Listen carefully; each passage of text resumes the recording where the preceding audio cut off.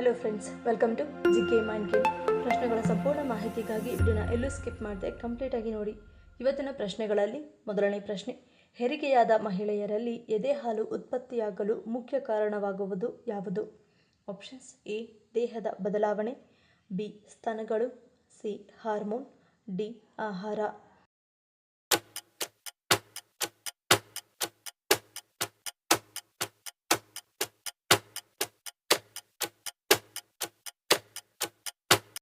ಸರಿಯಾದ ಉತ್ತರ option C hormone.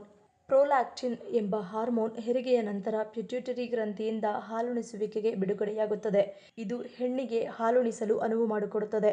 ಗರ್ಭಾವಸ್ಥೆಯಲ್ಲಿ ಪ್ರೊಲ್ಯಾಕ್ಟಿನ್ ಹಾರ್ಮೋನ್ ಮಟ್ಟವು ಹೆಚ್ಚಾಗುತ್ತದೆ. ಅಂದರೆ ಇದು ಕೋಶಕ ಉತ್ತೇಜಿಸುವ ಹಾರ್ಮೋನ್ ಮತ್ತು ಗೋನಾಡೋಟ್ರೋಪಿನ್ ಬಿಡುಗಡೆ ಮಾಡುವ ಹಾರ್ಮೋನ್ ಅನ್ನು ಪ್ರತಿಬಂಧಿಸುವ ಮೂಲಕ ಫಲವತ್ತತೆಯಲ್ಲಿ ಪ್ರಮುಖ ಪಾತ್ರವನ್ನು ವಹಿಸುತ್ತದೆ. ಎರಡನೇ ಪ್ರಶ್ನೆ, ರಕ್ತದಲ್ಲಿನ ಕಲ್ಮಶಗಳನ್ನು ತೆಗೆದುಹಾಕಲು ಯಾವುದನ್ನು ನಿಯಮಿತವಾಗಿ ಸೇವಿಸಬೇಕು? ಆಪ್ಷನ್ಸ್: ಎ ಮೆಂತೆ ನೀರು, ಬಿ ಕಪ್ಪು ದ್ರಾಕ್ಷಿ, ಸಿ ತುಳಸಿ, ಡಿ ನೀರು.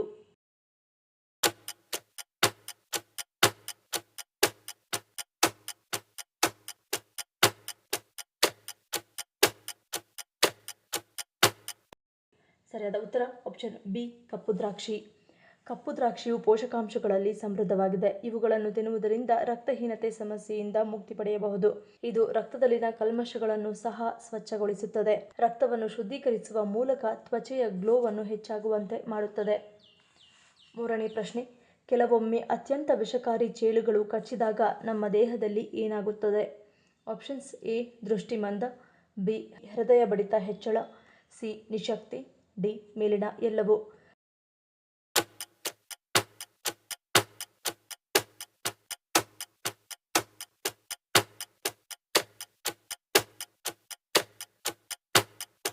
ಸರಿಯಾದ ಉತ್ತರ ಆಪ್ಷನ್ ಡಿ ಮೇಲಿನ ಎಲ್ಲವೂ. ಕೆಲವೊಮ್ಮೆ ಅತ್ಯಂತ ವಿಷಕಾರಿ ಚೇಳುಗಳು ಕಚ್ಚಿದಾಗ ಅವು ಕಚ್ಚಿದ ಜಾಗದಲ್ಲಿ ಸ್ಪರ್ಶ ಶಕ್ತಿ ಇಲ್ಲವಾಗುತ್ತದೆ. ನಡೆಯುವುದು ಕಷ್ಟವಾಗುತ್ತದೆ, ವಾಂತಿಯ ಅನುಭವ, ದೃಷ್ಟಿ ಮಂದವಾಗುವುದು, ಉಸಿರಾಟಕ್ಕೆ ಕಷ್ಟವಾಗುವುದು, ಹೃದಯ ಬಡಿತ ಹೆಚ್ಚಾಗುವುದು, ಬಾಯಲ್ಲಿ ಎಂಜಲು ಬರುವುದು ಕಾಣಿಸಿಕೊಳ್ಳುತ್ತದೆ. ನಾಲ್ಕನೇ ಪ್ರಶ್ನೆ, ಪುರಾಣಗಳ ಪ್ರಕಾರ ಯಾವ ತಪ್ಪನ್ನು ಮಾಡಿದ ವ್ಯಕ್ತಿಯನ್ನು ನರಕದಲ್ಲಿ ಮಲ ಮತ್ತು ಮೂತ್ರ ತುಂಬಿದ ಬಾವಿಯಲ್ಲಿ ಇರಿಸಲಾಗುತ್ತದೆ? ಆಪ್ಷನ್ಸ್: ಎ ಅತ್ಯಾಚಾರ, ಬಿ ಗರ್ಭಪಾತ, ಸಿ ಅಸ್ವಾಭಾವಿಕ ಸಂಬಂಧ, ಡಿ ಮೇಲಿನ ಎಲ್ಲವೂ.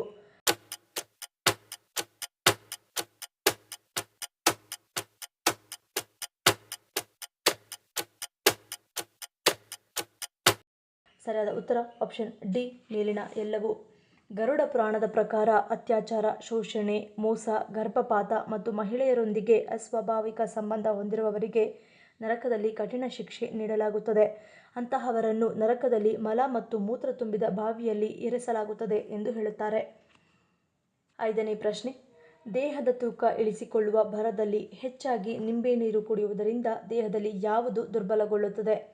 ಆಪ್ಷನ್ಸ್: ಎ ಕಿಡ್ನಿ, ಬಿ ಜೀವಕೋಶ, ಸಿ ಮೂಳೆಗಳು, ಡಿ ಕರುಳು.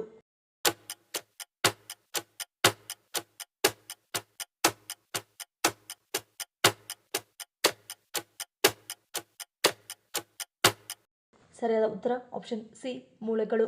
ಹೆಚ್ಚು ನಿಂಬೆ ನೀರು ಕುಡಿಯುವುದರಿಂದ ಮೂಳೆಗಳು ದುರ್ಬಲಗೊಳ್ಳುತ್ತವೆ. ನಿಂಬೆ ಆಮ್ಲೀಯತೆಯನ್ನು ಹೊಂದಿದೆ. ಇದರಿಂದಾಗಿ ಇದು ಮೂಳೆಗಳ ಮೇಲೆ ಪ್ರತಿಕೂಲ ಪರಿಣಾಮವನ್ನು ಬೀರುತ್ತದೆ. ಟಾನ್ಸಿಲ್ ಸಮಸ್ಯೆ ಇದ್ದರೆ ನಿಂಬೆ ನೀರನ್ನು ಸೇವಿಸಬೇಡಿ, ಏಕೆಂದರೆ ಹಾಗೆ ಮಾಡುವುದರಿಂದ ಹಾನಿಕಾರಕವಾಗಬಹುದು. ಸಂಶೋಧನೆಯ ಪ್ರಕಾರ ನಿಂಬೆ ನೀರನ್ನು ಅತಿಯಾಗಿ ಸೇವಿಸಿದರೆ ಅದು ಗಂಟಲು ನೋವಿಗೆ ಕಾರಣವಾಗುತ್ತದೆ. ಆರನೇ ಪ್ರಶ್ನೆ, ಯಾವುದನ್ನು ಅತಿಯಾಗಿ ಸೇವಿಸುವ ವ್ಯಕ್ತಿಯು ಸೋಮಾರಿಯಾಗುತ್ತಾನೆ ಎಂದು ಹೇಳಲಾಗುತ್ತದೆ? ಆಪ್ಷನ್ಸ್: ಎ ಮಾಂಸ, ಬಿ ಅನ್ನ, ಸಿ ಈರುಳ್ಳಿ, ಡಿ ಬೆಳ್ಳುಳ್ಳಿ.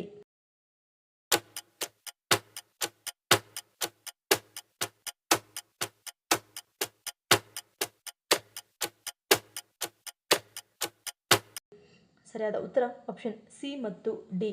ವೇದಶಾಸ್ತ್ರಗಳ ಪ್ರಕಾರ ಬೆಳ್ಳುಳ್ಳಿ ಮತ್ತು ಈರುಳ್ಳಿಗಳು ತಾಮಸಿಕ ಆಹಾರದ ವರ್ಗಕ್ಕೆ ಸೇರುತ್ತವೆ. ಈ ಎರಡೂ ವಸ್ತುಗಳನ್ನು ಸೇವಿಸುವುದರಿಂದ ವ್ಯಕ್ತಿಯೊಳಗಿನ ರಕ್ತದ ಹರಿವು ಹೆಚ್ಚಾಗುತ್ತದೆ ಅಥವಾ ಕಡಿಮೆಯಾಗುತ್ತದೆ. ಇದರಿಂದ ವ್ಯಕ್ತಿಯು ಹೆಚ್ಚು ಕೋಪ, ಅಹಂಕಾರ, ಉತ್ಸಾಹ, ಸೋಮಾರಿ ಮತ್ತು ಅಜ್ಞಾನಿಯಾಗುತ್ತಾನೆ ಎಂದು ಹೇಳಲಾಗುತ್ತದೆ. ಅದಕ್ಕಾಗಿಯೇ ಬ್ರಾಹ್ಮಣರು ಮಾತ್ರವಲ್ಲದೆ ಪೂಜೆ, ವ್ರತ ಮಾಡುವವರು ಅದನ್ನು ಸೇವಿಸುವುದಿಲ್ಲ. ಇದರಿಂದ ಮನಸ್ಸನ್ನು ಏಕಾಗ್ರತೆಯಿಂದ ಇಡಲು ಸಾಧ್ಯವಿಲ್ಲ ಎಂದು ಹೇಳಲಾಗುತ್ತದೆ.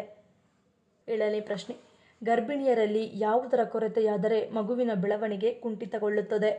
Options: A vitamin D, B vitamin ಬಿ12, ಸಿ ಕಬ್ಬಿಣ, ಡಿ ನೀರಿನಾಂಶ.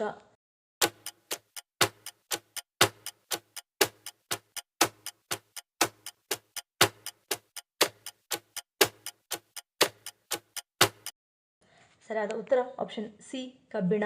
ಮಹಿಳೆಯರಿಗೆ ಗರ್ಭಾವಸ್ಥೆಯಲ್ಲಿ ಕಬ್ಬಿಣದ ಅಂಶದ ಕೊರತೆಯಾದರೆ ಇದು ಗರ್ಭಕೋಶದಲ್ಲಿ ಮಗುವಿನ ಬೆಳವಣಿಗೆಯನ್ನು ಕುಂಠಿತಗೊಳಿಸುತ್ತದೆ. ಆದ್ದರಿಂದ ಕಬ್ಬಿಣ ಅಂಶವಿರುವ ಆಹಾರವನ್ನು ಸೇವನೆ ಮಾಡುವುದರಿಂದ ಅನಿಮಿಯಾ ಸಮಸ್ಯೆ ದೂರವಾಗುತ್ತದೆ. ಮುಖ್ಯವಾಗಿ ಕಪ್ಪು ದ್ರಾಕ್ಷಿಯನ್ನು ನಿಯಮಿತವಾಗಿ ಸೇವಿಸುವುದು ಉತ್ತಮ. ಕಪ್ಪು ದ್ರಾಕ್ಷಿಯಲ್ಲಿ ಕಬ್ಬಿಣದ ಪ್ರಮಾಣ ಹೇರಳವಾಗಿ ಕಂಡುಬರುತ್ತದೆ. ಇದು ನಮ್ಮ ದೇಹದಲ್ಲಿ ಹಿಮೋಗ್ಲೋಬಿನ್ ಪ್ರಮಾಣವನ್ನು ಹೆಚ್ಚಿಸುತ್ತದೆ ಮತ್ತು ಆರೋಗ್ಯಕರವಾದ ಕೆಂಪು ರಕ್ತ ಕಣಗಳ ಉತ್ಪತ್ತಿಯಲ್ಲಿ ನೆರವಾಗುತ್ತದೆ. 8ನೇ ಪ್ರಶ್ನೆ, ಗೊರಕೆ ಹೊಡೆಯುವವರಿಗೆ ಯಾವ ಕಾಯಿಲೆ ಬರುವುದು ಎಂದು ಹೇಳಲಾಗುತ್ತದೆ? ಆಪ್ಷನ್ಸ್: ಎ ಕ್ಯಾನ್ಸರ್, ಬಿ ಹೃದಯಾಘಾತ, ಸಿ ಅಸ್ತಮಾ, ಡಿ ಶ್ವಾಸಕೋಶ ಸೋಂಕು.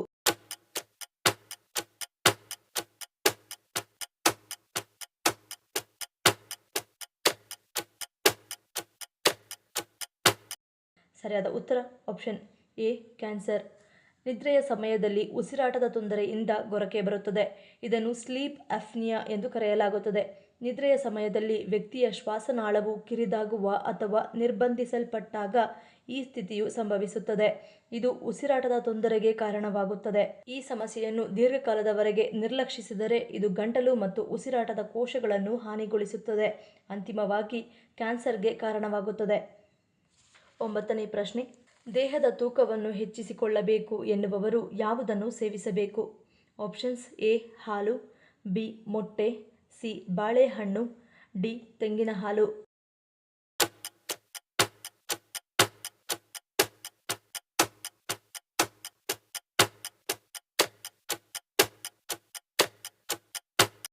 ಸರಿಯಾದ ಉತ್ತರ ಆಪ್ಷನ್ ಡಿ ತೆಂಗಿನ ಹಾಲು. ದೇಹದ ತೂಕ ಹೆಚ್ಚಿಸಿಕೊಳ್ಳಬೇಕು ಎಂದರೆ 2ರಿಂದ 3 ಟೇಬಲ್ ಚಮಚ ತೆಂಗಿನ ಹಾಲನ್ನು ಮೊಸರು ಅಥವಾ ಓಟ್ಮೀಲ್ನಲ್ಲಿ ಸೇರಿಸಿ ಸೇವಿಸಬೇಕು.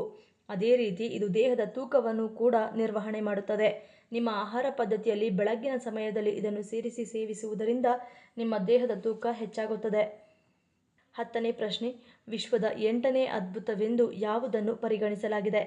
Options: A Mount Everest, B Angkor Wat, C Great Barrier Reef, D Taj Mahal.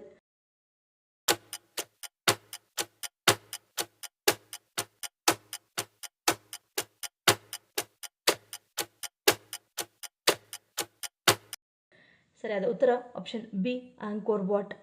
ವಿಶ್ವದ 8ನೇ ಅದ್ಭುತವೆಂದು ಹಿಂದೂ ದೇವರಾದ ವಿಷ್ಣುವಿನ ಪುರಾತನ ದೇವಾಲಯ ಕಾಂಬೋಡಿಯಾದ ಆಂಕೋರ್ ವಾಟ್ ಅನ್ನು ವಿಶ್ವದ 8ನೇ ಅದ್ಭುತವೆಂದು ಪರಿಗಣಿಸಲಾಗಿದೆ. ಇಲ್ಲಿನ ವಿಶೇಷತೆ ಎಂದರೆ ಇಲ್ಲಿನ ವಿಷ್ಣು ಮೂರ್ತಿಯು ಸದಾ ನೀರಿನಲ್ಲಿ ತೇಲುತ್ತಿರುತ್ತದೆ. ಈ ಪ್ರಶ್ನೆಗಳಲ್ಲಿ ನೀವು ಎಷ್ಟು ಪ್ರಶ್ನೆಗಳಿಗೆ ಸರಿ ಉತ್ತರವನ್ನು ಕೊಟ್ಟರಿ ಅನ್ನೋದನ್ನು ಕಮೆಂಟ್ ಮಾಡಿ ತಿಳಿಸಿ. ಈ ವಿಡಿಯೋ ನಿಮಗೆ ಇಷ್ಟ ಆಗಿದ್ರೆ ಮರೀದೇ ಲೈಕ್ ಮಾಡಿ, ಶೇರ್ ಮಾಡಿ, ಸಬ್ಸ್ಕ್ರೈಬ್ ಮಾಡಿ.